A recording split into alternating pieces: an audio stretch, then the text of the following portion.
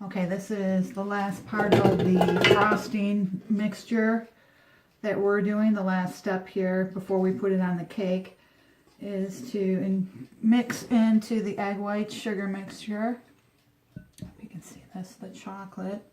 Geez, if you could smell, it smells so chocolatey and good to your nostrils. I just go ahead and put it all in. You don't have to wait for anything. And at this point, the fluff mixture, which is the egg whites and sugar, which is the consistency of a marshmallow fluff, kind of, because it's homemade, which I guess you could substitute, but what would the fun of that be? Wouldn't be the same, and it certainly wouldn't taste as good. I know, because I've tried it. Okay, so we've got as much of that chocolate that we can put in there.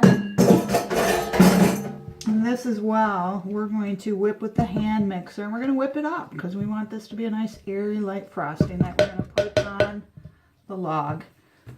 And since this bowl is about half full, I'm going to start out slow, get it all incorporated.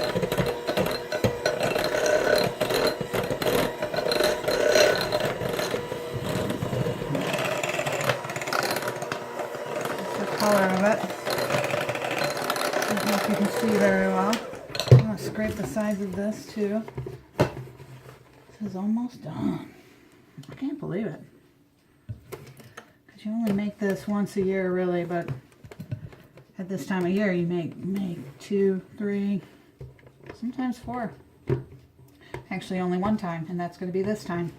Then after this, who knows?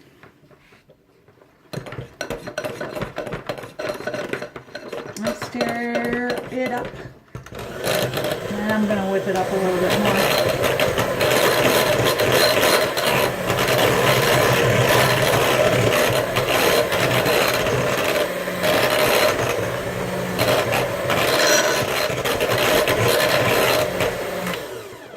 Okay, can you see that? Now I'm going to whip it up some more for a while, and I'll show you the color of it after it gets done.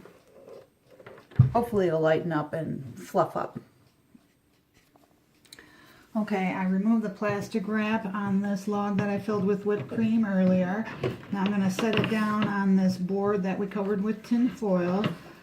Sometimes it can fit into a pan diagonally, even the same pan that you cooked it in.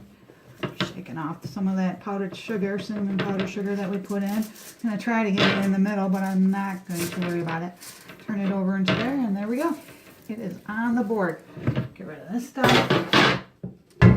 Now we're going to frost this right now with that frosting that we just made. And there's a number of implements that I use for this. This one being one of my favorite metal spatulas to spread. Also, you can use a nice sharp edge to get the main part of this on there. Now this makes enough frosting for one, and this might look a little runny. That's okay. It's going to harden up. It's nice and fluffy though. It spreads nice on the cold cake. And you want it to kind of fall over the edge. My dad likes the end. I think you want to scrape it on there all the way to the bottom because that's going to help preserve the cake and keep it from drying out. Okay, so we got this. And I probably got about a minute left. So I'm going to keep spreading this around and I'll show you the finished product, I guess. Okay, I have finished up frosting this cake, and as you can see, there's not much frosting left. What is left I will lick, or Rob will lick up. It turned out pretty good. Now this frosting is very light and whippy right now. I'm going to go ahead and put it in the cold room, and it'll stiffen up a little bit, harden up. And then after that, I'll add a couple of toothpicks. I will put some saran wrap over it and hopefully go drop it off in either my sister Mary's freezer or at my dad's house.